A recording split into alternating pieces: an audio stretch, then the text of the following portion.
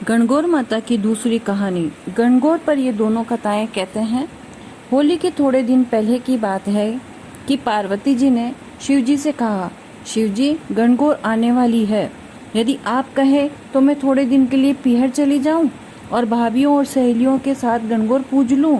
वैसे तो मैं यहाँ भी गणगौर पूज सकती हूँ, किंतु सखी सहेलियों के बिना गणगौर पूजने में उतना आनंद नहीं आएगा। शिव जी ने कहा, जैसी तुम्हारी इच्छा, चली जाओ, किंतु बिन गहने कपड़े पीहर में भी लड़की की इज्जत नहीं होती है।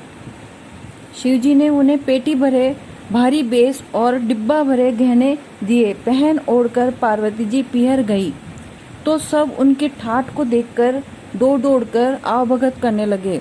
भाभियां झुक झुक कर पैर लगने लगी। सखी सहेली और भाभियों के साथ गणगौर की पूजा कर खूब गीत गाते, गौर बिंदौर देते, जेल लेते।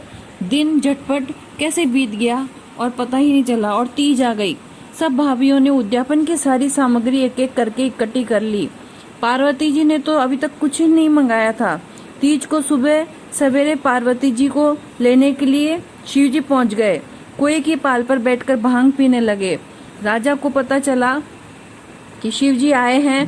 पार्वती जी को देखकर वो लोग जान चुके इनके पास पैसे की कोई कमी नहीं है। उन्होंने शिव जी को आदर से महल में बुलवाया और 36 तैयारी 32 व्यंजन बनवाए।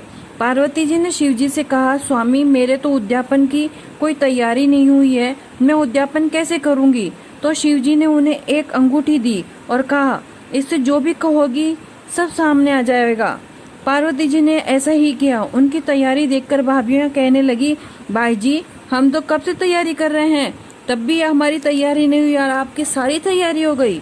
सबने खूब धूमधाम से उद्यापन किया। फिर शिव जी को भोजन परोसा। शिव जी को मजाक सूझी। उन्होंने सोचा कि मैं सारा भोजन खा जाऊं तो पार्वती जी क्या खाएगी। उन्होंने ऐसा ही किया, सारा खाना खा गए। भोजन और परोसने के लिए कहा। माँ ने कहा, बेटा, कुछ ही देर में खाना और बन जाएगा, किंतु शिव जी ने जाने की जल्दी मचा रखी थी। पार्वती जी ने कहा, माँ, पेट में बेटी तो कुछ भी खा लेती है, वो भी वही दे दो। माँ ने देखा कि छीके में एक बथुए की पिंडी पड़ी थी और जली हुई रोटी पार्वती जी के खाने के लिए दे दी। पार्वती जी रोटी खाकर शिव जी के साथ रवाना हो गई। चलते चलते शिव जी और पार्वती जी विश्राम करने के लिए एक बाग में ठहरे। पार्वती जी लेटकर आराम कर रही थी। थकान के कारण उन्हें नींद आ गई। शिव जी के उनके पेट की ढकनी हटाकर देखा कि खाना तो सारा मैंने खा लिया था, पार्वती जी ने क्या खाया? उन्होंने उनको देखा तो एक जली हुई रोटी और बथुए की पिंडी पेट में पड़ी हुई है। थोड़ी देर में पार्वती जी उठी तो शिव जी ने कहा कि अपने माँ बाप के यहाँ से क्या माल ताल खा के आई हो? पार्वती जी ने कहा, स्वामी, मैंने वो ही खाया जो आपने खाया है। शिव जी ने कहा, पार्वती जी, झूठ मत बोलो, एक जली रोटी और बथुए की पिंडी पेट में तो है। पार्वती जी ने कहा, स्वामी, आपको कैसे पता चला? उन्होंने कहा, मैंने पेट की ढकनी खोलकर देखा है। पार्वती जी ने कहा, स्वामी, ये तो बहुत गलत है। औरत पीहर की इज्जत ससुराल में और ससुराल की इज्जत पीहर में रखती है। आप आज से पेट की ढकनी उल्टी करके, जिसमें आगे कभी कोई और पेट की ढकनी खोलकर न देख सके, आज की तरह न हो। शिव जी ने पेट की ढकनी उल्टी कर दी। शिव पार्वती फिर यहाँ से चले। आगे जाकर पार्वती जी बोली, स्वामी, मैं तो सुहाग के बोझ से दबी जा रही हूँ। शिव जी ने कहा, तो संसार में बांट दो, सबको जानकारी दे दो कि पार्वती जी सुहाग बांट रही है। नीची कौम की औरतें जैसे ही उनको पता चला तो उनके पास गहने नहीं रहते, न ज्यादा कपड़े, तो वो तो जैसे बैठी थी वैसी दौड़ दौड़ कर चली आई और पार्वती जी ने उनके टोकरे भर भर के सुहाग बांट दिया।